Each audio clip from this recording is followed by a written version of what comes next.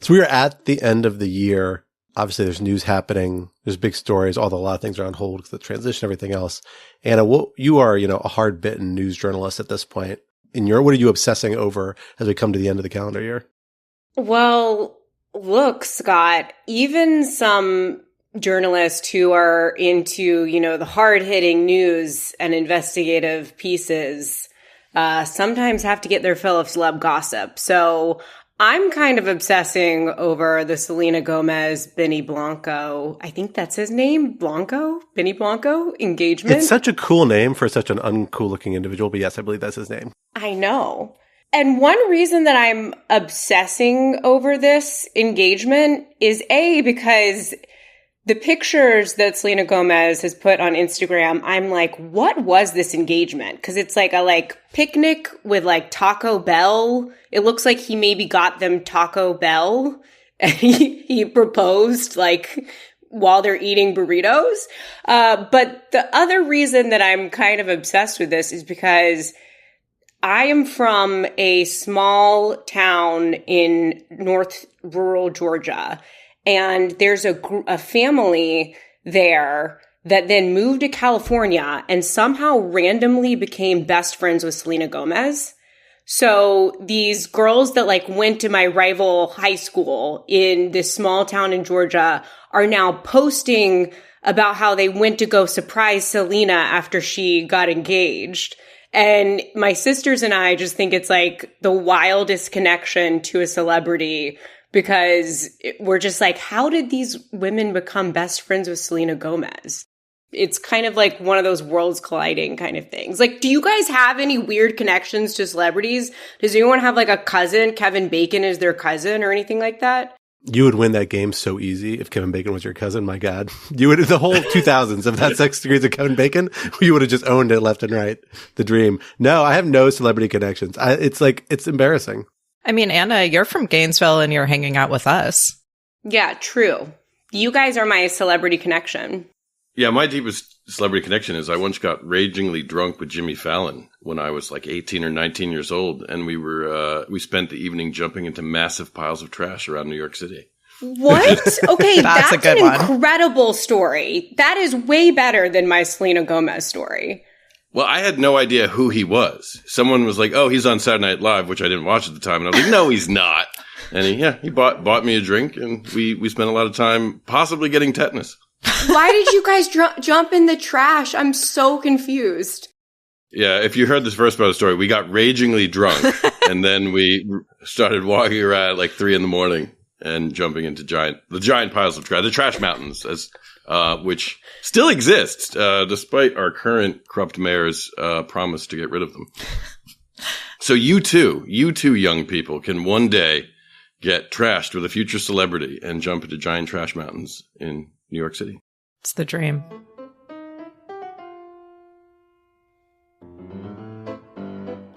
Hello, everyone, and welcome back to Rational Security. I am your host, Scott R. Anderson, thrilled to welcome you back to the podcast where you join members of the Lawfare team and friends and family as we try to make sense of the week's biggest national security news stories.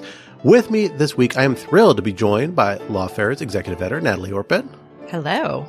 Welcome back to the podcast. It's good to have you back on. It's been a couple of weeks, not too long, but always good to have you back. Thanks for having me. And we're thrilled to be joined once again by our intrepid legal correspondent, Anna Bauer, who in projecting a new kind of hardtack urban vibe is wearing all black against a brick wall, like she's being held there by a police officer. It's an interesting style. I like it. But welcome, Anna. Glad to have you back on the podcast. I like to think of this as my Michel Foucault look, Scott. Oh, yeah. There you go. You have better hair. Slightly better hair. Slightly better hair. Still always watching, though. Still right in the middle of that panopticon. We like it. And speaking of Michel's, we are thrilled to be joined by a Lawfare contributing editor and friend back on the podcast for the third or fourth or fifth time. We've had you on a few times, so it's been a little while now. Mr. Michel Paradis. Michel, thank you for coming back on the podcast. My pleasure to be back. The Five Timers Club. Yeah, exactly. We need to get you a blazer. I guess we have to email it or mail it, but we'll figure it out somewhere on there. It's got to be in the budget somewhere. Thrilled to have you. And Michel, as people who've listened before know, has the best voice in legal podcasting. So we're thrilled to have you back on entertaining our listeners with your melodious tones. As we work through some of the big stories this week and some of the littler stories this week and some of the slightly more irreverent stories this week as we ease into the holidays. We've had some news breaks. We've had one long-standing story where we might see some motion, and then we've seen some really weird things happening over the American Northeast, and we're here to talk it over with you. To get started, our first topic this week, a justice delayed still has justice on the mind. After weeks of waiting, New York State Court Judge Justice Juan Merchan has finally become the first judge to apply the Supreme Court's Trump v. United States immunity decision in holding that incoming President Donald Trump's convictions under New York state law may stand and did not unduly rely on conduct for which he is immune under Trump v. United States. How persuasive is Merchan's ruling, and what can it tell us about the future of both Donald Trump's criminal case in the state of New York and the Supreme Court's immunity holding? Topic 2. A break in the case. Tectonic shifts in Syrian politics over the past few weeks that has led, among other consequences, to the release of thousands of former prisoners, has brought back to the fore the case of Austin Tice, an American journalist who has been missing in Syria for more than a decade. Believed to have been held by the Assad regime before its collapse, some are concerned that he might have been injured or killed during Israeli airstrikes over the past several weeks. Nonetheless, the search continues. What does Tice's case tell us about the challenges of wrongful detention cases like his, and what should we make of allegations that the Biden administration is not doing enough to bring him back? And finally, topic 3, Jim, tan, low-flying unmanned aerial vehicles. The state of New Jersey has a new signature activity, as Americans and politicians of all stripes have been voicing concern over reports of mysterious drones of unknown origins operating in the state's skies. What might explain this phenomenon, and what should we make of the reactions around it? Everybody watched Jersey Shore, right? Everybody gets that reference, hopefully? No bites on this side. Hopefully the listeners do. Fingers crossed, but that's okay. So for our first topic, let me turn in the first instance to you, Anna, because of course this is a case you've been following. We actually were not ready to talk about it up until last night when this decision came down, but we thought it made sense to pivot and cover this topic, as obviously this case is something we've been following for a long time. This is a decision we've all been waiting for, one of a few decisions we're waiting for to clarify the last status of the last standing criminal prosecutions against Donald Trump, the two state cases, and really the New York case being the only one that had reached any sort of stage of resolution before he was reelected as president. Tell us a little bit about the procedural posture of this opinion to start. Where is it situated in the case? What does it mean for where the case will go from here as far as we know? And what else are we waiting on decision on? Because this doesn't resolve anything with finality, even at this stage of appeals, as I understand it. Right. So after Trump was convicted in New York on 34 felony counts for falsification of business records, Justice Juan Merchan, who is the judge who has presided over this case from the outset, set a sentencing hearing for July 11th, I believe was the initial sentencing hearing. But as people will recall, the first week of July rolled around and the Supreme Court released its immunity decision. And Trump's attorneys very quickly filed a motion to vacate and toss out Trump's convictions in New York on the basis of the immunity decision, arguing that there was certain evidence in the case that was admitted into evidence against Trump that should have been or would have been immune under the presidential immunity decision, particularly testimony from former White House communications operative Hope Hicks, an Office of Government Ethics form, testimony from one of Trump's executive assistants in the White House, Madeleine Westerhout, and then also testimony from Michael Cohen about certain aspects related to Trump's conduct in office. So there were a number of these different categories of evidence that they said, this is the kind of thing that would not have been allowed under the immunity decision. And so the convictions need to be tossed out, that kind of thing. Since then, there's been also a second round of an immunity motion after Trump's election that is a little bit different from that. It's more so based on this idea that kind of everything has to go away now that he's about to be president and you can't prosecute a sitting president, that kind of thing. So we have these two pending motions related to Trump's convictions, have not had a sentencing hearing yet, and don't have a date set for sentencing. But we did hear last night with a decision that was released by Justice Merchan on that first immunity motion, the one that relates more so to the evidence that was admitted at trial. Justice Merchan denied that motion. And I'm sure that we'll talk more in depth about the specifics here, but the gist of it is that he said that this evidence that you've complained of is either your objection is untimely or in any event, all of it was wholly unofficial. And so I'm not going to vacate these convictions. We also got a letter from Justice Merchan addressing a number of issues. He said in that letter that he was still considering that second immunity motion that I mentioned that more so relates to Trump's status as president-elect. So we're still waiting on that, but we do now have an answer from Justice Merchan, at least on one part of the immunity motions. And it's very interesting because it is the first example of an interpretation of the presidential immunity opinion. And I think there's some interesting things to kind of take away from the way that Justice Merchan discussed the opinion. Yeah, and tell me if you disagree with this. I think this is in some ways the most serious of these appeals. Doesn't mean that the other ones won't succeed either, but here was a case where there were questions raised about the validity of what Trump was actually convicted under, which is the easiest thing to undermine his actual conviction. The next immunity question is much more about how do you reconcile the legal process with the obligations of being president-elect. And you can make an argument there, but here this isn't an ongoing proceeding. It's about sentencing. So you can imagine at least a lot more range of equitable outcomes about, you delay sentencing, you delay the service of sentence, you delay compromise on a bunch of things that might square the circle there, which is different than if you had to run another criminal trial. That's at least how I've been thinking about it. Is that right, Anna, or am I missing something? I think that that's right. And I think that, there were a number of people who thought that this could go either way, especially on the Hope Hicks testimony, which was communications between someone who worked in the White House, who was advising the president on matters that go to, public concern. That's one way you could look at it. They had this kind of private conversation, and there was testimony adduced at trial about that conversation.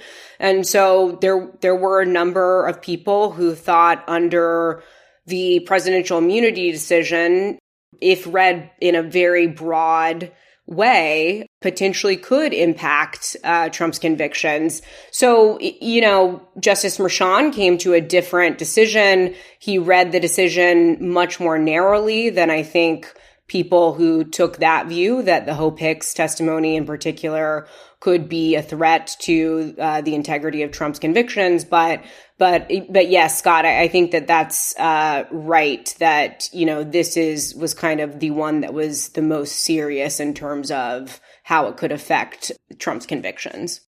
Yeah, I think that's all right. I mean, just as a point of precision, the case wasn't a challenge about what he was convicted under exactly. It was a challenge to certain pieces of evidence, actually discrete pieces of evidence, that was admitted in support of the charges. So this is important both because it allowed Justice Merchan to do really, really specific in-the-weeds analysis, and to say, as is only procedurally appropriate at this time, that no further fact-finding was necessary. He was going to work based on the record. All of this was done through the prism of the criminal procedure law that we are at this stage of the proceedings, which is a post-trial motion to set aside the verdict. There's a lot of law explaining the standard at which this needs to be decided, and Justice Merchan goes through the evidence specifically and goes through how things arrived on his desk to make this decision under the appropriate standard at a post-trial motion stage. So the standard of this motion is that if a matter is raised on appeal, it would require reversal or modification of the judgment as a matter of law. So that standard means that he has to find that the problems with admitting this evidence, to the extent there are any, are so bad and so dramatic, and are not harmless error, as is the relevant standard, that the verdict would have to be thrown out, that is inevitably what an appellate court will find, and therefore he has to himself make this change. So, I mean, Anna and our colleague Ben Wittes are the experts in the evidentiary intricacies of the Supreme Court decision, such as it is, with respect to evidence, which I think we can safely say was extremely vague and confusing in the Supreme Court decision. So in that sense, I really enjoyed Justice Merchan's line about, he's talking about, Justice Barrett mentioned in her concurrence in the Supreme Court's immunity decision that it would have been helpful to have some more guidance on distinguishing official versus unofficial conduct when evaluating whether evidence should be admitted. But one can hardly imagine, hold on, let me read the quote. The use of a hypothetical is a highly useful legal tool, and one would be hard-pressed to devise a hypothetical more on point to guide the analysis than the case at bar. Is it a president's in-office conduct to conceal payments to an adult film actress to keep information from the public eye relating to an encounter that occurred prior to his presidency, official or unofficial? It's a really interesting opinion. And one procedural thing, just to elaborate on one point you note here, I believe, at least in the federal system, to be true, I believe it's true in New York, his determination of harmless error, which is kind of his secondary determination, because I think he says basically first, these are all unofficial acts. We don't have to worry about this. But even if there was something in error, it would be harmless error. I think that gets a fairly deferential standard of review on appeal, as this is the trial court holding. Whereas the determination as to whether something is unofficial act or not, I think would be a legal determination that would get de novo review. I think the harmless error element has a fact element. I have not actually litigated anything in a very long time. That's right. Yeah. I think that's right. Yeah. But that makes this holding particularly notable because I think, at least in the usual way, now this is not a usual case, so we shouldn't pretend the usual rules will always apply.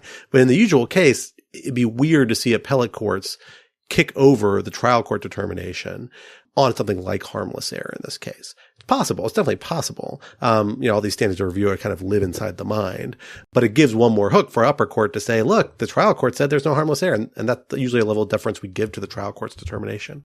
The other actually important procedural point is that even before getting to that stage, Scott, for most of these pieces of evidence, Justice Merchan said, well, actually, you didn't preserve this objection in such a manner that I'm even able to decide on this basis. And he actually walked through at the very beginning of the opinion the timeline of when Trump had raised the objection on the basis of immunity or raised motions to dismiss on the basis of immunity in the other criminal cases against him, and made the point that, he had ample opportunity to raise these objections in a timely fashion and decided not to do so. And so he had, as is a rule in criminal procedure federally and in New York, he had basically sacrificed the ability to make this appeal at this point in the proceedings. And then he went on, as good judges do, to say even if he hadn't, it still would have failed on the merits. But I think it's another sort of good reminder of how much procedure matters and also how much procedure is affecting this ruling. Yeah, can I pick up on that point? Because I think this is the thing that struck me most about the decision, and that is that from the very beginning, and indeed I would say in all of the Trump cases, we seem to be veering wildly between judges trying their best to say that this is an ordinary case subject to ordinary rules against an ordinary person, but then confronting just totally extraordinary circumstances, an extraordinary defendant by any measure, and on top of that being the president, a presidential candidate, and then a president-elect at different times, with Supreme Court decisions coming down at the very last minute, completely going further even than I think Trump's own lawyers thought or even asked the Supreme Court to go with respect to some of these questions. And so one of the, fascinating aspects of all of these Trump trials, but I think this decision encapsulates it very well, is like straining to apply things like issue preservation and a timely objection rule in a context where, in fairness to Trump and his lawyers, it's not obvious what the law was at the time of the trial. I don't think anyone thought the Supreme Court was going to come down with such a broad evidentiary ruling, if nothing else. But that said, I think Merchan is extremely careful. He obviously knows this record backwards and forwards and focused a lot, particularly in that issue preservation context, on the arguments the Trump team did make, including objections involving executive privilege to, for example, Hope Hicks's testimony, which he said was preserved. He just And that in turn gives Mershon sort of the opportunity to say, well, I can therefore sort of apply this forfeiture problem with a finer granularity, because at least, I can be confident that Trump's team knew that these issues were coming down the pike. But in that struggle, really, between, trying to be ordinary and without completely ignoring the utterly extraordinary, there is a bit of, and I know a lot of listeners probably won't like this, but I think there's a little bit of civil disobedience in some of Mershon's ruling as well. The thing that struck me most was fairly early in the opinion. He says, the ruling offered some guidance, but ultimately remanded to the district court for a more thorough exploration of the relevant facts, which speaks to the narrowness of the court's holding. And, I've read Trump v. United States a few times, and I don't know that I or anyone else I've talked to would ever describe that decision as narrow in any way in which the English language would ordinarily understand the word narrow to be. And so I think Mershon is certainly reacting in a normal, judicially human way of feeling put upon by this completely new, undefined standard that the Supreme Court articulated, and trying to do the best to make this as ordinary of a case as possible. Whether or not it stands up on appeal, I think, is anyone's guess, because even with something like harmless error, when it's a constitutional violation that the courts have found, you have to find harmlessness beyond a reasonable doubt under the governing Supreme Court precedent. And, are there going to be votes either in the New York appellate system or potentially even on the Supreme Court to make a beyond a reasonable doubt determination in Trump's favor? Remains to be seen. But I think it just goes to show how much the ordinary rules have strained under the extraordinary circumstances of Donald Trump. Well, that tees up the next question I want to ask you, Michel, because you are, of course, as a lot of listeners probably know, an appellate litigator among other hats you wear.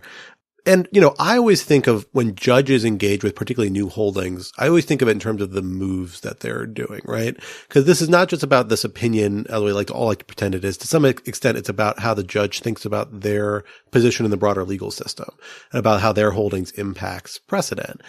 And I'd be curious about what do you think is the move Mershon is making here, right? Like at a minimum, you can see judges sometimes say, I'm going to play it super safe because I don't want to get reversed, and I'm going to lean into the court's holding on something. Or sometimes they say, I'm going to try and shape this holding in a way that I think makes more sense and may push the court in a slightly different direction on appeal because it'll give them a chance to say, hey, let's reconsider this, and actually this is a better way to frame this. It strikes me Mershon's trying to do the latter, and he's going about it kind of an interesting way. But I'd be curious about your thoughts about it and the effectiveness of the kind of move he's invoking here. Yeah, I agree with that 100%. I think he is, doing a lot of spade work for a judicial decision of this kind. It's 41, fairly narrowly typed pages where he's walking through the evidence with a fine-tooth comb. And it's not a complicated trial. It's not complex evidence. And he is going as rigorously through that to make this decision as fact-bound as possible, which will just make it, as a procedural matter, all the more difficult for a court on review to at least second-guess his factual conclusions, getting to some of the harmless error points you were making before, but even more broadly than that. By making this decision almost tedious in its recitation and analysis of very minute individual facts and how they fit in to the overall record of this case. But I also think he is taking some slightly broader swings. One in characterizing the court's evidentiary holding as a narrow one, which I find it raised my eyebrows. Whether or not later courts will agree, remains to be seen. But also pointing to the quote that Natalie pointed out, in just really emphasizing what's this case about, right? This is a case about some seedy stuff that's clearly personal in nature. These are not high affairs of state. These are not political controversies of the day. This is a presidential candidate attempting to buy off an embarrassing former mistress and doing various things that crossed legal lines in covering that up. And that had some spillover once he actually was elected president. And, if Monica Lewinsky and Bill Clinton's relationship was sufficiently private in the West Wing as an employee of the president to warrant extremely scrupulous investigation by the special counsel, because it bore potentially upon an extramarital affair that Bill Clinton had prior to becoming president and sought to cover up. I struggle to see courts on appeal, if they're willing to accept that characterization, Mershon's characterization of the case, feeling strongly compelled to come out a different way. That's it. That's really interesting. I actually hadn't thought about that particular discussion. And you raised the evidentiary point, which I want to turn back to you on, Anna, actually, because you are one of our Footnote 3 mavens at Lawfare. You and Ben wrote a very long, very useful piece digging into figuring out what we're supposed to be doing with Footnote 3. I think it's safe to say Mershon does not do with it what you think will do with it, in part because he doesn't seem to think he needs to some extent. Tell us a little bit about what Mershon does with Footnote 3 and what sort of move you think he is approaching that part of this holding, the evidentiary exclusion versus the broader sort of immunity framework. Right. Well, look, I mean, Justice Mershon just addresses Footnote 3 in a footnote, actually, except it's not Footnote 3, it's Footnote 27, I believe, of his decision. Can I briefly interject just as an appellate litigator on this very specific point? Because I have been hammered. Every appellate litigator has been hammered by courts on appeal, like being very derisive when arguments are merely raised in footnotes, to the point of actually excluding entire lines of argument. And yet, here we are debating the interaction of footnotes between two judicial decisions to include one from the Supreme Court. So that is just my complaint on the air. I'd like that to be heard. And please, I apologize for interrupting. Noted for the court, for the record. I put that in as a footnote to this discussion. Well, sadly for Ben and I, who spent many hours and writing many words about Footnote 3, Justice Mershon dispenses with the Footnote 3 argument, which I should add, the people put forward in their brief as more of an alternative argument. It was not an argument that really took up a lot of space or seemed to be key, but more so was here's another option for you, Justice Mershon, if this is, if these tweets, so it was specifically Footnote 3 was raised in the context of tweets that were issued by Trump that were admitted as evidence at trial.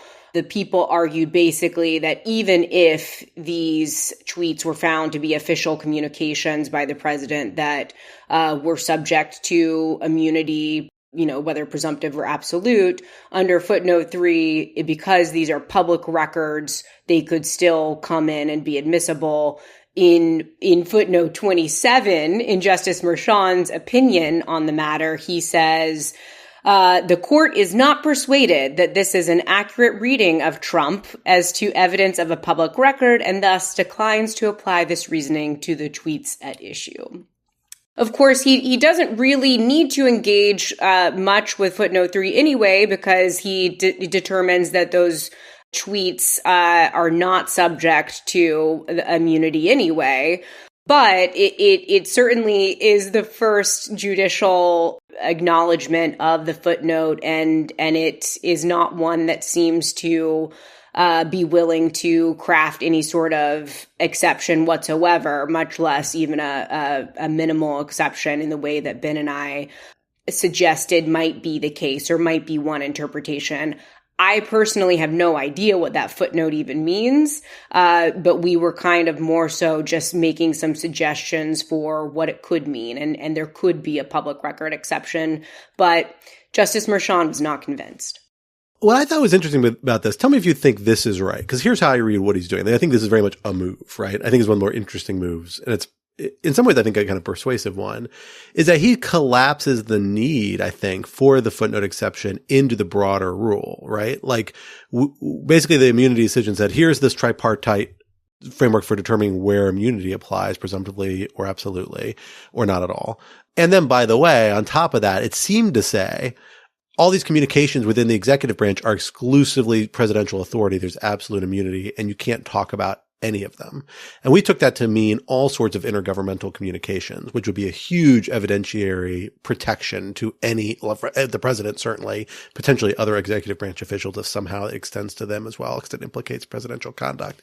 But Mershon just seems to not read the opinion that way. Like, he seems to be reading it to say, in the case at hand, in Trump v. United States, the communications he's talking about were with the Justice Department about prosecutorial decisions. Those were absolutely immune, but he doesn't reach the conclusion that there's a broader evidentiary immunity and therefore doesn't need to have a carve out to it because he just doesn't see it there in the first place. Like his holdings based on the idea that, hey, it's all this weird permutation of Youngstown the court's applying, and we should just apply that up and down the board, including to evidentiary questions. And that is, I think, like not the way most people read Trump v. United States, to say the least. I don't think anybody read the decision that way but Trump v. United States is also like uniquely badly written. It's just not clear. And I do think when you have a really badly written opinion that is not even internally coherent in a lot of places, it really lends itself to these sorts of reconstructions. So I don't know. I mean, I found it kind of persuasive. It is easier, frankly, at least, if nothing else, that the whole court kind of applies the same basic framework principle to the whole thing and doesn't throw in this random evidentiary extreme rule that seems to pose all sorts of practical questions that even Justice Barrett was raising. So I don't know. I mean, like, I'm kind of curious as to see whether other judges and justices bite on this going up the appeals chain, because it makes this whole thing a lot more manageable, at least. And I don't know if this is the case the Supreme Court's going to want to take this whole thing up on again in this sort of narrow case regarding this narrow set of evidence, especially if there's a harmless error escape hatch they can lean on to say, we don't have to reverse this matter, even if we disagree on it. It could have been harmless error. No, I actually really agree with that. I think this was, I think, as you said, Trump versus the United States is a really just difficult opinion. It's difficult because it kind of comes from nowhere historically and doctrinally, and really is a reflection, I think, of at least 5 or 6, depending on which part, but here, certainly only just 5 members of the court's own just current views on the relationship of the presidency to, forms of accountability that they think might be abused. In some ways, I think you can even think about Trump versus the United States as of a feather with decisions like McDonald or Skilling, and all the various anti-corruption cases that the Supreme Court has picked up over the past decade and a half, 2 decades, because I think there's a suspicion of prosecutors going after public officials or semi-public officials using broad laws in ways that can stifle the ability of public officials to do their jobs, and call corrupt what may be sleazy but is not necessarily criminal. This case is, I think, probably the best possible case as a rejoinder to that. And therefore, I think Merchan did have a lot of leeway in saying, look, the private nature of these claims, including the private nature of the criminality, is all self-evident to anyone with, 2 eyes in their head. And the only question is whether or not these evidentiary exceptions that the court seemed to tack on to its decision, or at least 5 members did, further extend to, protect sort of personal behavior of the president inside the White House for personal ends. And, I think that's a very tight reading of the decision that makes a lot of sense if you're going to accept this broad immunity in the first place. I think Merchan's reading probably makes the most sense of it that you can. And again, given how fact-bound it is, I think it ends up being quite persuasive just through brute force, if nothing else. So it'll be interesting to see, again, how the appellate courts ultimately review this. It's going to go up through the New York state appellate system, which is not the most favorable trajectory for Trump. But ultimately, the Supreme Court will have a final say as to whether or not, Merchan overextended or under-applied any of the rules that it thought it was setting out when it issued Trump versus the United States. Yeah, I think that's all right. I think the one thing worth noting is, to the extent there are interpretations here that can be translated to other cases that can sort of be seen as a statement of principle, even separate from the facts of this case, it is Justice Merchan's finding with respect to Hope Hicks, and with respect to a tweet that was about the Justice Department, where he says, with respect to both, that the mere fact that, Hope Hicks was the director of communications, and the mere fact that the tweet included a reference to the Justice Department doesn't make those things official acts. And that is, especially as to the Justice Department, that's sort of directly responsive to one of the questions that came out of people's reading of Trump v. United States, because the Supreme Court gave as its sole example of what was definitely absolutely immune Trump's communications with Justice Department officials. And here, Justice Merchan is basically saying, listen, just because you include the word Justice Department in something doesn't make it automatically immune. And I think that's an important statement of principle in terms of interpretation that other courts and other contexts may take up. From some dramatic developments in New York, let us also turn now to some other dramatic developments in the state of Syria. As listeners will know from last week and from our discussions elsewhere on Lawfare, it has been a historical several weeks in the state of Syria. We have seen the collapse of the Assad regime, the rise of a new kind of de facto interim authority headed by HTS, a designated terrorist organization, albeit one that has had some instincts towards moderation by some accounts and appears to be playing friendly with an array of international governments for the moment in parts of western Syria around Damascus, and having previously controlled Idlib and Aleppo and other parts of the country. And among the consequences here, we have seen the opening up of Assad's prisons, a phenomenon that some have described as essentially being the killing fields of Cambodia, but underground, a truly atrocious scene, including countless human remains, clear signs of torture, and thousands, tens of thousands of former prisoners and detainees being released. Many of them had no idea the Assad regime had even collapsed, were simply left there in the prison until, thankfully, people went in to rescue them. And this development, among other things, has brought to the fore the case, the really tragic case of Austin Tice, a reporter, a former Marine who disappeared in Syria in 2012 or 2013, who has been missing for well over a decade now. A case that I think anyone who's worked on Syria policy or Middle East policy is fairly familiar with and has probably engaged with to some extent or another over the last 10 years. And we're all, I think many people watching this are filled with hope that Tice will be among those released from these prisons who come forward, but also dread of the fact that he may not be. Anna, you've been following this case really closely. It's a little off your usual beat, but we're glad to have you giving such a focused eye on it. Tell us a little about where we are, about what we know about the Tice case, what we don't know, and where the effort to find him currently lies.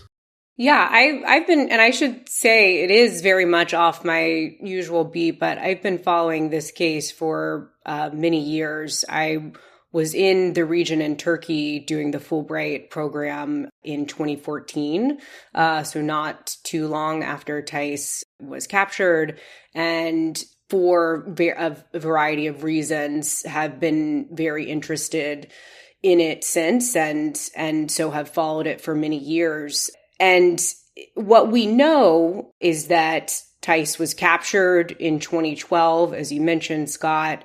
In the beginning, it was unclear who exactly was holding him. There, in the early days after his capture, was the release of a video of Tice being led through a field by unidentified individuals who it seemed to be an effort to make it look like he was being held by an Islamist group that was not a part of the Assad regime. Keep in mind that at the time, there were other instances of people being held by various non-governmental factions, ISIS, other groups.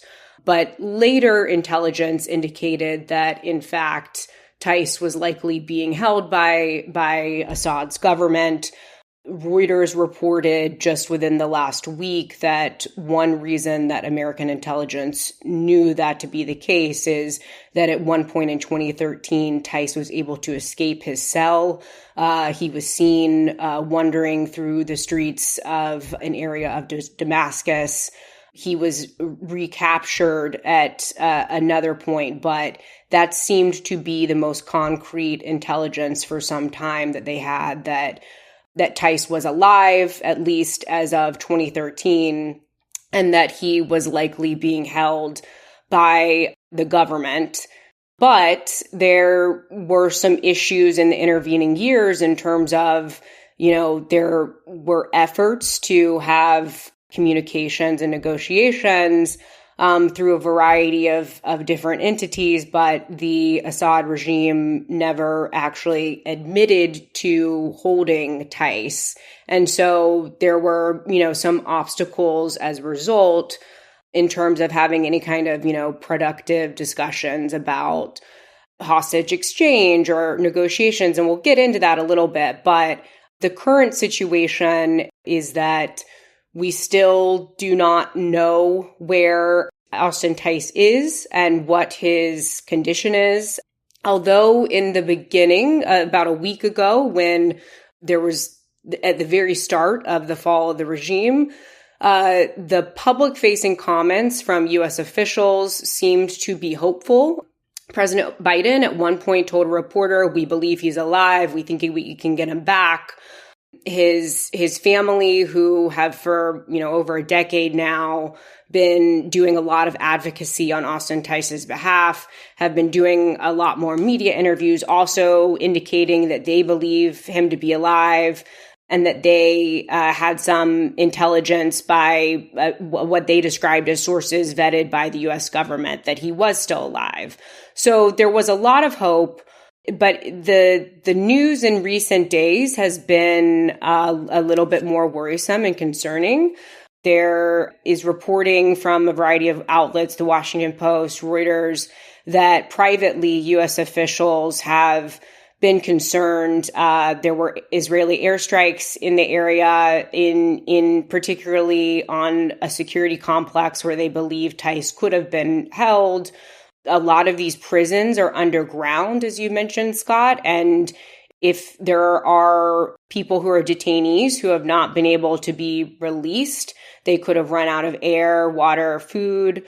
So there are some concerns about that. And then additionally, though the family has claimed that they believe him to be alive, the CIA has said that they believe him to be alive. That apparently is a low confidence assessment. So it's more so based not so much on that there has been proof of life, but that there has been no evidence to the contrary that he is not alive. I too actually have been following the Austin Tice case quite closely.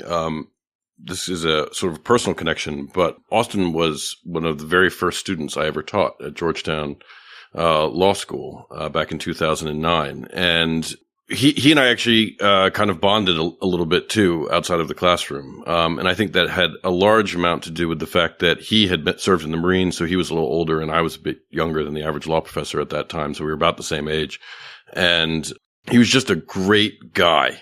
And he was interesting. He was funny. He was compassionate. He really took the world on its own terms without judgment, right? Because just, again, this is 2009. He had served in Iraq and Afghanistan as a Marine. And so, thinking about, things like Guantanamo, which was what I was working on at the time, it would be, we would obviously, in an obvious world, we would be at loggerheads with one another.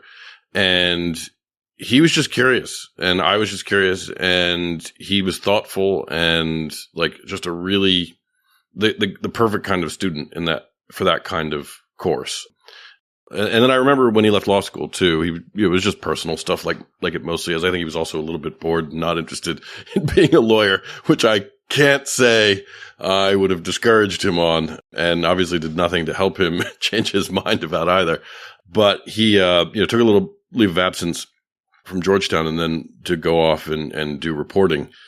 And then I had heard out months and months later that he had gone missing. And, it's just something that I took like a kick to the chest because I had kept in touch with him while he was still at Georgetown. And, his mother, Deborah, is like such a warrior, all to her own, and is very much a credit to her son as well, because she has never given up.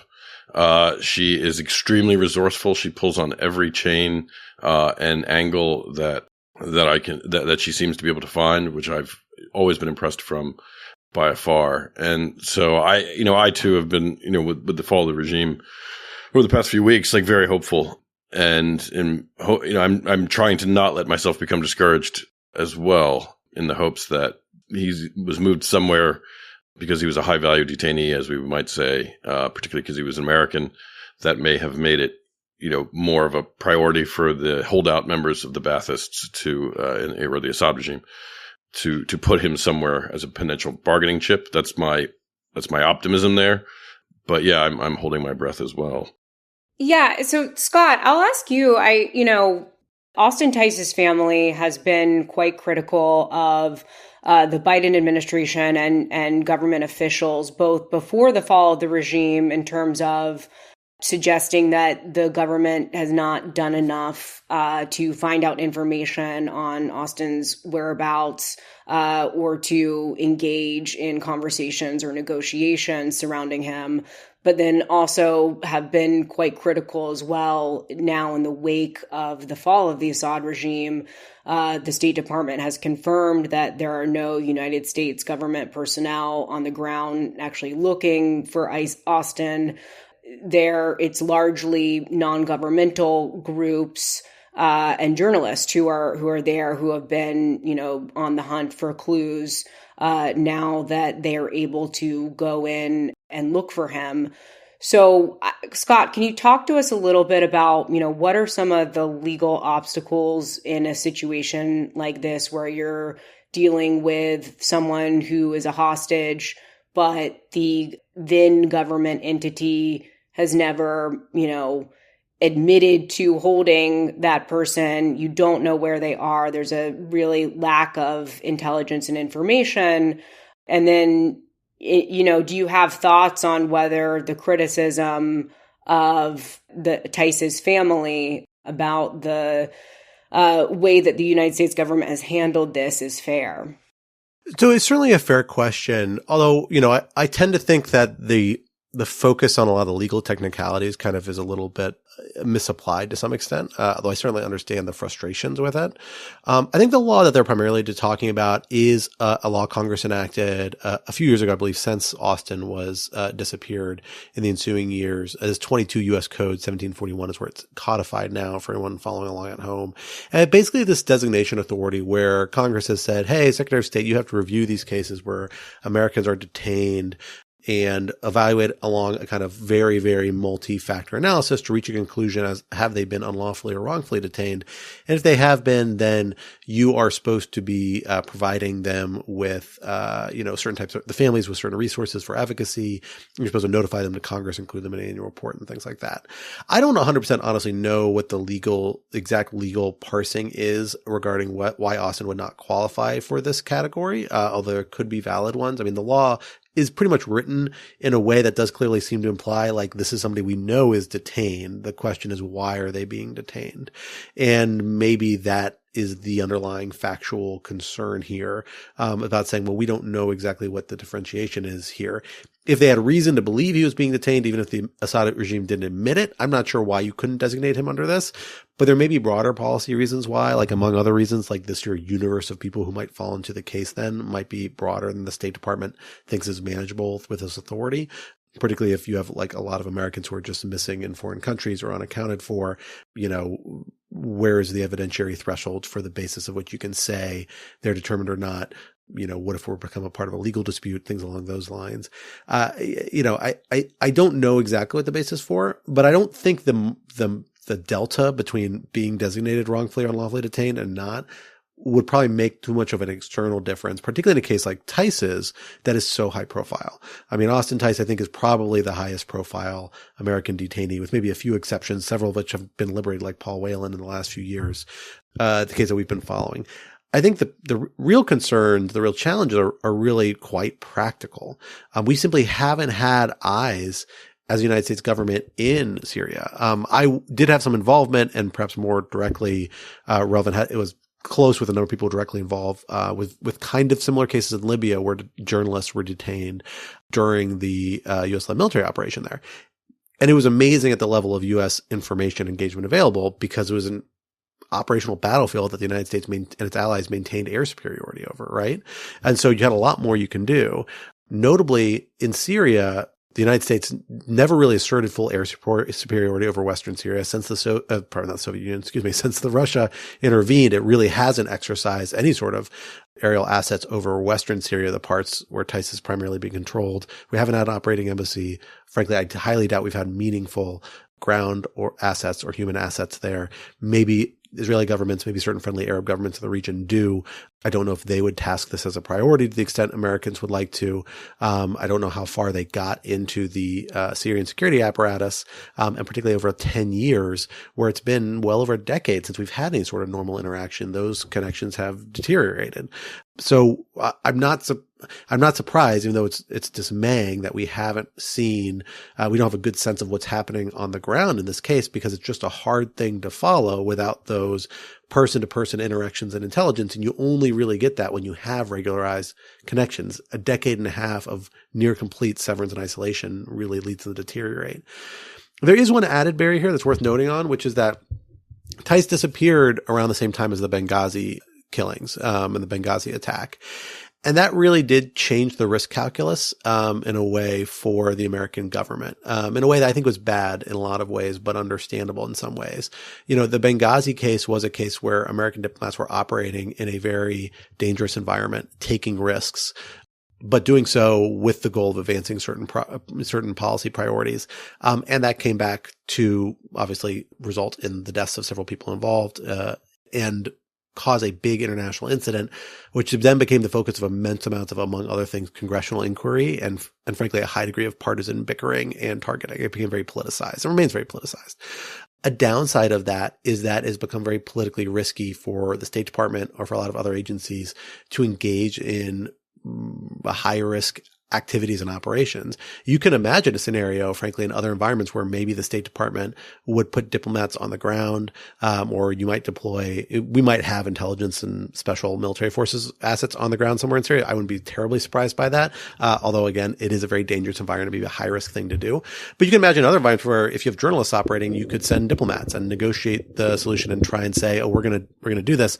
But the risk calculus for that around Benghazi after Benghazi has really been pretty prohibitive. It's been something that people have been very hesitant to do because the message received by Congress is like, we're not interested in having people do this. We're going to punish you so hard if something goes wrong, that it becomes a very risky kind of political maneuver. You have to have, bipartisan political buy-in to do things like that. I think that's a mistake, and I think you need to have space for those sorts of activities in any sort of diplomatic operation, particularly when you're dealing in complicated areas like this. But it's political and policy reality is that those things just don't happen at a regular scale as one might imagine, or as frankly they might have 30 years ago. And so maybe this will change. Maybe this is a case where finally people will say HTS has given us enough assurances. The situation on the ground is stabilized enough. There are groups targeting the United States, but we believe that at this point we're not there focused on the ground and control, that we can send a team to go do this covertly or overtly. But it is a risk calculus that weighs really heavily in these sorts of actions. And you don't want to get yourself in a position where in search of one American, you've put the lives of a dozen more Americans at risk. Yeah, and I'll just a quick note, which is to say that, the other policy implication that has been raised about this case and about others like it is the fear that, if the U.S. government starts to negotiate with respect to U.S. hostages or people who are detained, it could lead to major policy discussions along the lines of, in the case of Syria, the suggestion that the Assad regime made several times along the way, reportedly, that, they would consider talking about this as soon as the U.S. withdrew all of its troops from Syria. And, that it's a very typical policy debate about how you weigh the equities of saving American individuals against these broader regional policy concerns. But I just want to say again to Anna's earlier point and Michel's earlier point that Austin Tice's family has been doing a really incredible job advocating for him, as is their role and as they very well should do. But most recently, I think, did something creative that sort of helps with that policy dilemma that I just mentioned, which is that Tice's mother sent a letter to Prime Minister Netanyahu. We mentioned earlier that there's some fear now that Israeli airstrikes in Syria were in the area where he reportedly may have been being held. And so she sent a letter to Netanyahu asking him to stop the strikes and actually asking him to send in Israeli assets to search for Tice, which is, a way to increase the pressure, a way to bring in other actors who can provide pressure from a different direction and hopefully counterbalance that policy concern. The only thing I would add to all that's been said about Austin's case is, and this, I don't mean to be the dark cloud on top of obviously a dark situation in Austin's case, but in a very bright situation in Syria's. They've thrown off truly one of the most brutal dictatorships of the 20th and now 21st centuries. And the celebration is both welcome and warranted, and only, I think, now increasingly becoming tempered as they do break open these dungeons, and the full scale of brutality and cruelty of the Assad regime over so many decades is beginning to come to light. But the one thing I would add, and I add this because I actually talked about this with Austin, is, certainly in the early years of the war on terrorism, the Bush administration did more than turn a blind eye to some of the very things that we are now so justifiably horrified against. And there's one case specifically, a Canadian by the name of Maher Arar, who was wrongfully identified as a member of Al-Qaeda, who was traveling from Canada and intercepted at JFK Airport and rendered to Syria at the behest of the United States, where he was held for another 9 months until the Canadians succeeded in prying him out, where he was tortured and subjected to all the things that we're now seeing so many were subjected to in these Syrian prisons. And the reason Marar was sent there was because of a detainee being held in Bagram by the name of Omar Khadr, who was another Canadian, who was being brutalized by interrogators in Bagram, but these were American interrogators. And one of the things they would have Omar Khadr do is they would give him a list of names typically associated with photographs and say, who is this bad guy? And they were very clear typically about what the answers were supposed to be. So this person is a, engineer. This person is a bomb maker. This person is a bodyguard for Osama bin Laden. And in this Facebook, is what they called it, or photo book, I think is what they called it, was Maher Arar, who for one reason or another got onto the intelligence agency's radar, got his name put into the book, and when it was discovered that there was a Canadian being held in Guantanamo, they assumed, indeed presumed, that Omar Khadr would have information about Maher Arar tying him to Al-Qaeda. Now, Omar Khadr, mind you, was 15 years old at the time, and had lived for pretty much his entire adolescence in Afghanistan. So there is zero chance that he would have ever interacted with Maher Arar in Canada and had the ability to remember it. And yet, it was in those interactions where this guy's a member of Al-Qaeda, isn't he? Omar Khadr said yes. And within 48 hours, Maher Arar was taken to a Syrian prison. And I tell that story because, it's very easy to think in the abstract about detention operations, about even torture. And then when we're confronted with it in the cold light of day, when it's just being done by people we naturally despise, like the Syrians, like the Assad regime, it feels one way. And then our own complicity with it, I think at least should temper how we view all this. And I remember discussing this very issue with Austin, particularly in the Omar Khadr case. Omar Khadr ended up ultimately going to Guantanamo, and full disclosure, I represented him for a period of time while he was there. And in talking to Austin about the Omar Khadr case and in sending emails back and forth, he was appalled by all of this. And he understood probably better than most what he was facing when he, took the chance to operate in a place like Syria. And so I think he both certainly during his military service, but I think also in his service as a reporter and afterwards, he was a bright, intelligent, and incredibly brave young man, and deserves a lot of credit for that. And I just felt it was important to share that story, both because I think it says a lot about Austin, that even knowing all of that, he still went right into the maw of the Syrian civil war. But also because he had the kind of curiosity, sensitivity, and willingness to look at the world the way it really is that I think speaks very well of him as well. Well, as we get close to the end of our time together, let us go from this very serious topic to another topic whose seriousness is difficult to weigh at present. For the last few weeks, we have seen the American media, particularly in the American Northeast, to be slightly obsessed with a strange phenomena, a phenomena of what many people are identifying as drones operating in the skies of the state of New Jersey, mostly at night, brightly lit. At least most of the videos I've seen appear to be lit up items at night flying through the night sky. It has triggered responses from senators and congressmen who have gone out looking for and hunting for these drones at night, recording videos and tweeting about it in response to the concerns of their constituents. It's triggered a reaction from incoming President Trump, who's blamed the Biden administration for knowing more than they're revealing about what's happening here. It's led people to call for the deployment of special technology to identify the source of these drones. And it is all around raising a lot of eyebrows about what exactly is happening and what exactly we should make of it. Michel, you are, if nothing else, located in the tri-state area, for better or for worse. Have you seen any of these drones? What do you make of this story? And how much of it is actually the level of concern we're hearing echoed in the national media is something that there's a sense of at the local level as well? So it should be said that as we were just discussing this and as it got through to me, my computer immediately froze because our overlords in the Illuminati did not want you, exactly, the listeners of Rational Security, to hear what I'm about to say. And that is, there are drones everywhere.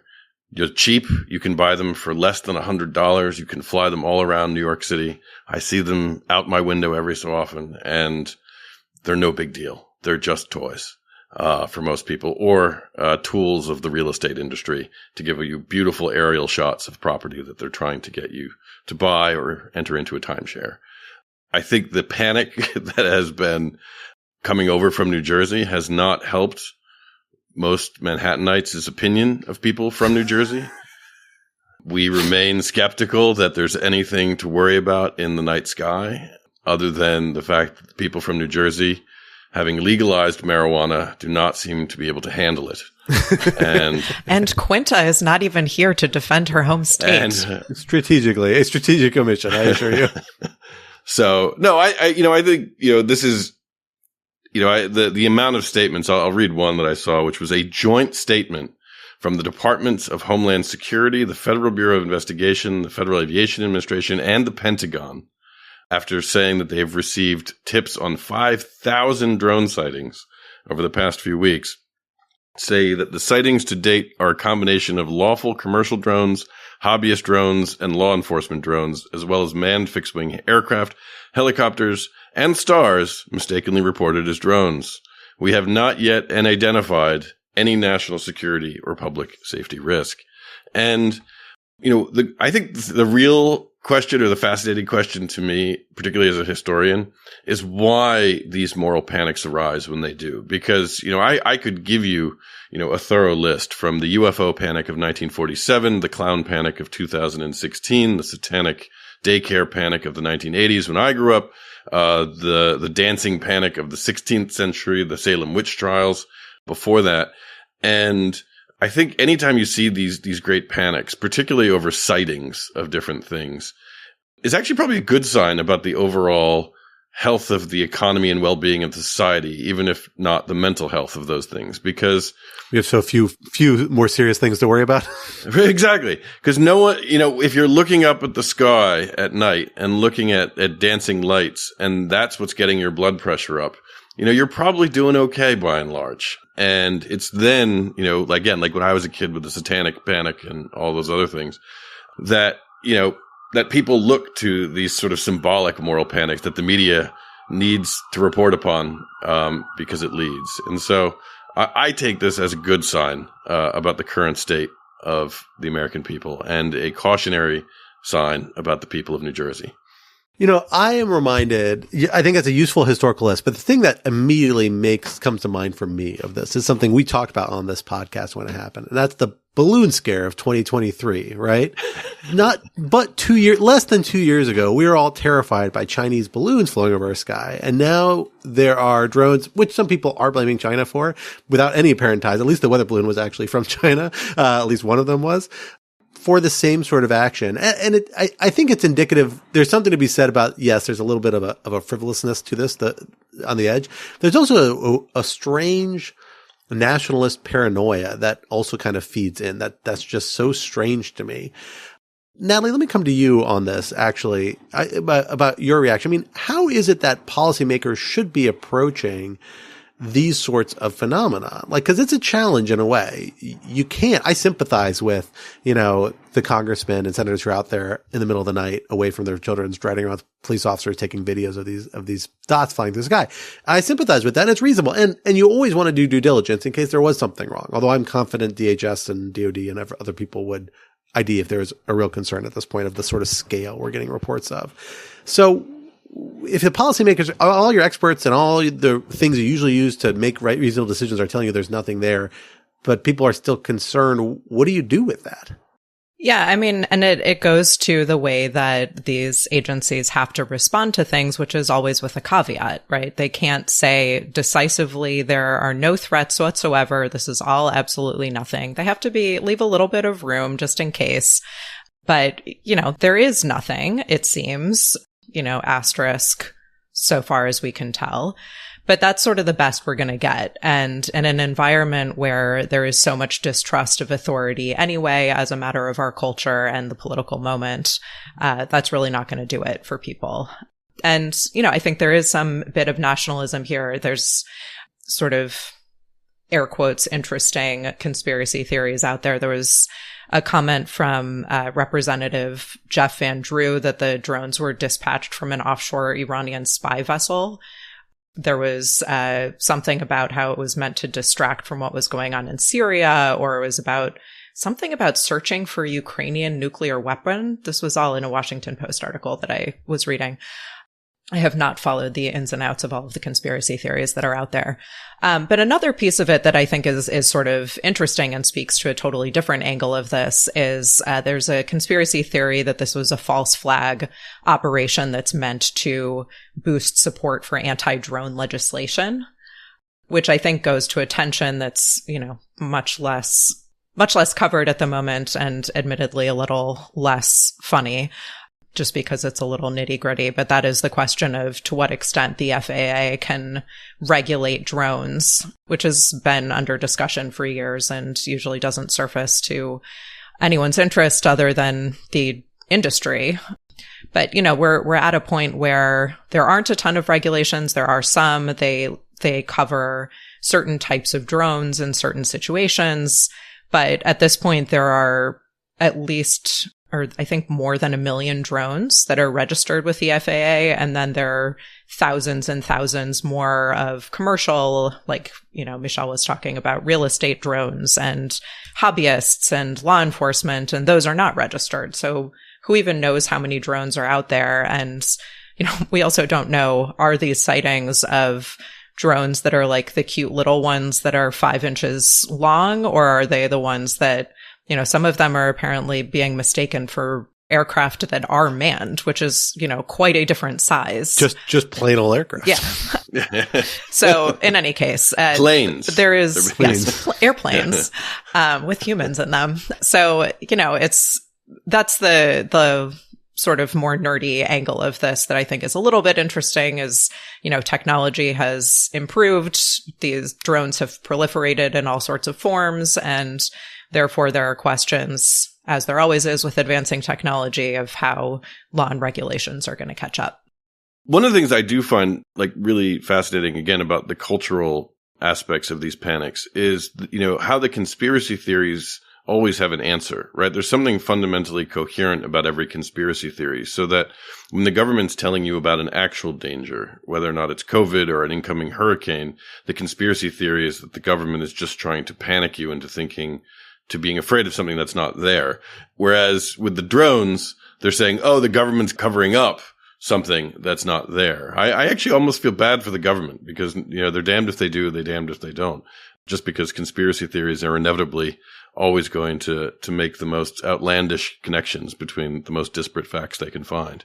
Yeah, I was going to add too, beyond the policy questions raised, it's interesting because it's a situation where a conspiracy theory about a speculative danger, the danger being the drones, can actually cause real dangers in the sense that, the FBI, I just saw a few hours ago in New Jersey, put out a statement telling people, guys, don't try to shoot down drones or aircrafts that you see, Because there's a real concern that people will get out there and try to shoot down things that they see that they believe to be drones, when in fact it could actually be, manned aircraft or something that, is totally legitimate and has nothing to do with this conspiracy theory. But, you have this situation where a lot of people have guns in this country, and a conspiracy theory like this that, again, is a speculative danger can just cause some real problems potentially if enough people get concerned about it and have enough panic around it. Well, precisely because what goes up must come down. And so if people are shooting at these wispy little drones in the sky, like those bullets will come down somewhere if they miss. This goes back to, I think, the bravest stance I've ever taken on this podcast in regards to balloon conspiracy, and I'll stand by it here today.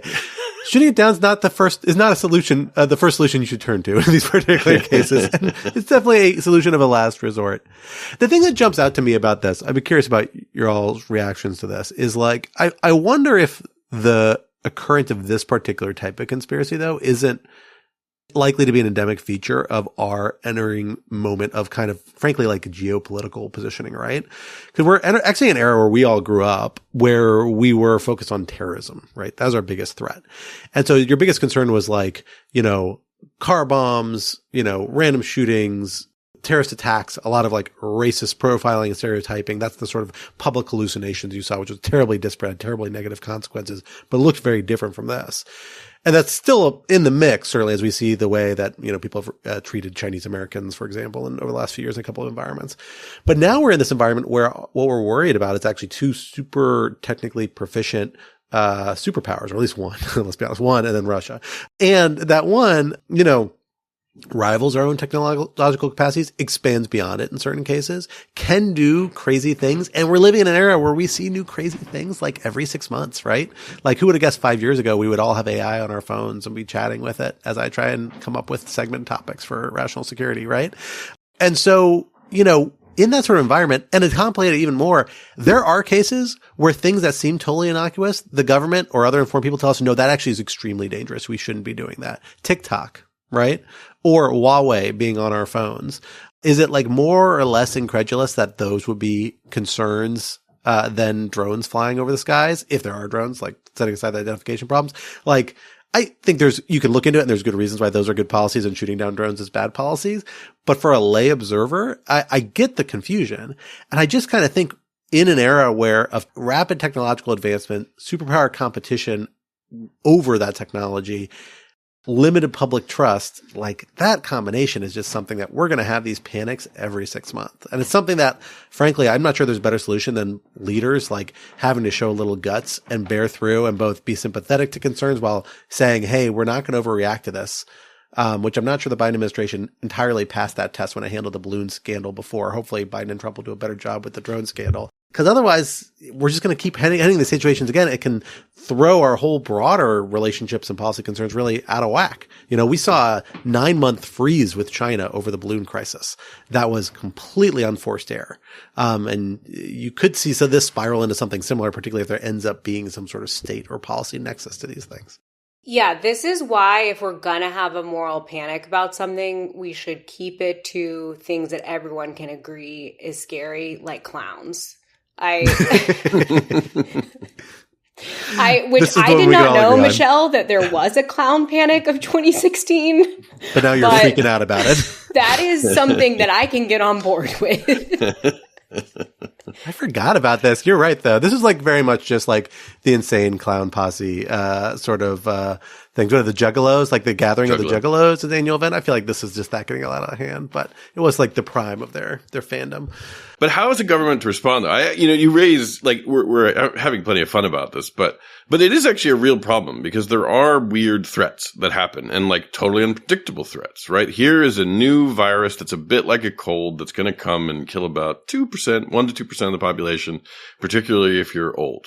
And they have to be able to warn and take action when actual, like, long tail events actually happen. Same thing with TikTok. I thought the TikTok point you made was great because, here's this app that's, silly or, sort of disturbing videos, but doesn't seem like a genuine threat, but is obviously, has the infrastructure in place to potentially, pose a danger to legitimate national security interests, to include the privacy of individual American citizens that they may not be fully aware of. People are always talking about their P-doom when it comes to the progress of AI. And then we just get these, these epicrises like, again, like clowns in the forest, or like the fluoridation of water, right? Where it's very similar in some ways to the early Cold War period, where the United States and Russia were more or less equally matched rivals technologically. The Russians were doing crazy things that were actually quite concerning, like building massive missiles, throwing satellites into orbit. And we were doing the same.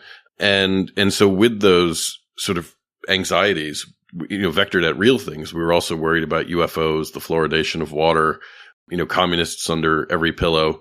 And it can be almost sometimes more destructive than the actual threats that are being squelched. That's right.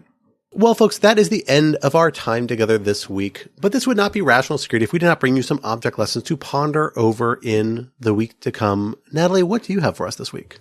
So I have a DC classic that is sometimes underappreciated, but to which I would like to draw attention, which is Eastern Market, which is a couple of blocks from my house and is an absolutely delightful place to visit. I go every single weekend. Michel, since you're the historian, you should know that it was part of L'Enfant's original plan for the city. Jefferson proclaimed that it should exist in 1805. It moved to its present location in 1873. All of this is to say that it's actually a quite charming building. But then every weekend, there is also a farmer's market and a flea market outside. Inside, don't forget to go. There's great pasta. There's the best cheese guy in all of DC. Outside, there are great farmers markets. There's also my favorite bakery, outdoor bakery. A woman named Ma Brown makes the best pecan pie in the world. I don't even like pecan pie, but this is the best ever.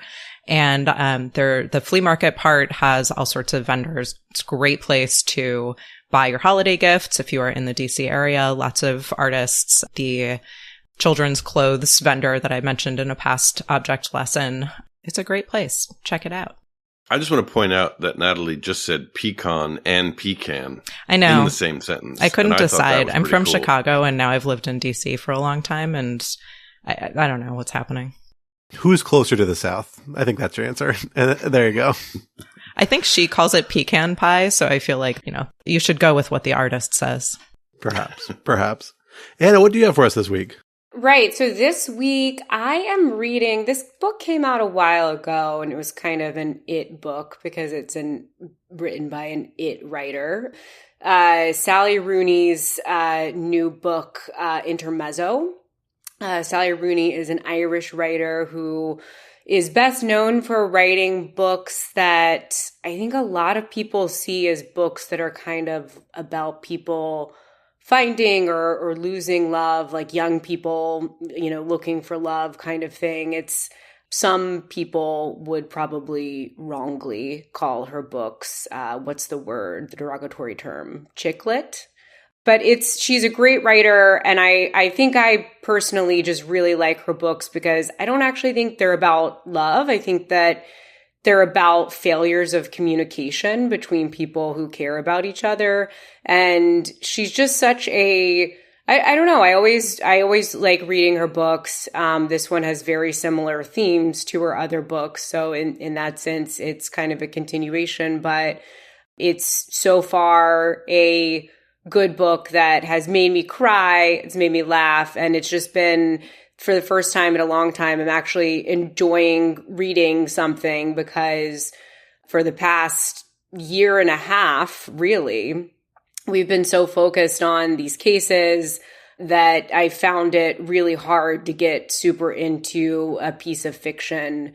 And so it's been really nice to find that again after a long period of kind of mainly just focusing on legal briefs. Fair enough. Sometimes we all have to read something other than legal briefs, Anna. I'm glad we were able to pull you to our side on that one.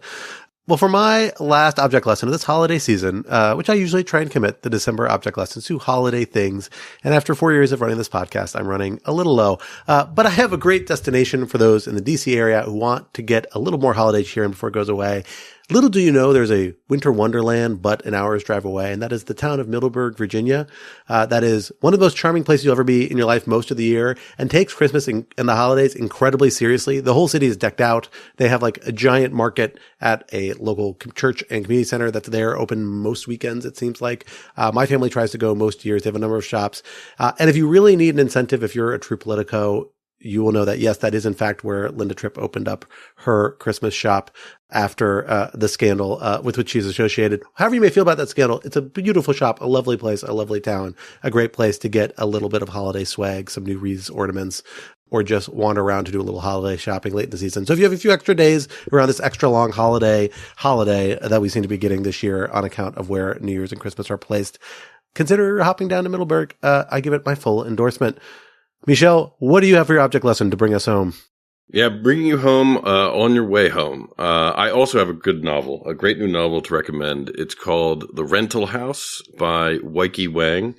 It's an amazing story. It's hilarious in a very dry way. It's about a couple, a childless couple in their early 30s who decide to get a Airbnb and to invite both of their parents' families to come stay over a holiday on separate weeks. So it's not as sort of, it doesn't lend itself to sort of the obvious clash of cultures that it doesn't lend itself to the obvious clash of cultures that a lesser writer probably would have indulged in. But instead, it's about this couple. The wife is the daughter of Chinese immigrants and an engineer. The son is the child of a family from the deep south, from a poor family from the deep south. And so you have this wonderful culture conflict of their two families interacting with their relationship and their stubborn refusal to invest more in their dog than in ever having children. So it's very funny. It's very wry. And as you are venturing potentially to large houses full of your own families and having awkward conversations, I highly recommend it as a way to feel seen. Excellent recommendation. And with that brings us to the end of this week's episode. But a quick scheduling note before people turn off for the end credits, which I know most of you do. We here at Rational Security will, on account of the slightly awkward positioning of the aforementioned holidays, be taking the next 2 weeks more or less off. We'll be back with you for our end of year episode on January 1st, 2025. That is a Wednesday.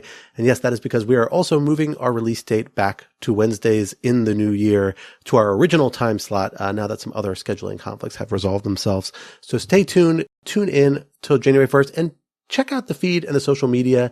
In the interim, we may have a few announcements about some exciting events we have coming up in the new year. I can't quite talk about it yet, but keep an eye on it. It might be something that we come out with before January 1st. But at a minimum, we'll get you news on that then, and look forward to having you tune in for our end of year episode where we talk about your listener submitted topics and object lessons.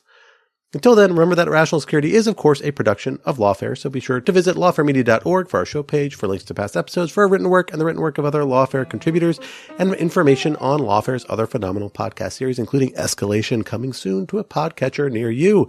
While you're at it, be sure to follow Lawfare on social media, wherever you choose to socialize your media, and also be sure to leave a rating or review wherever you might be listening. In addition, sign up to become a material supporter of Lawfare on Patreon for an ad-free version of this podcast and other special benefits. For more information, visit lawfaremedia.org/support. Our audio engineer and producer this week was Noma Osband of Goat Rodeo, and our music, as always, was performed by Sophia Yan. We are once again edited by the wonderful Jen Patcha. On behalf of my guests, Anna, Natalie, and Michel, I am Scott R. Anderson. We'll talk to you next week. Until then, goodbye.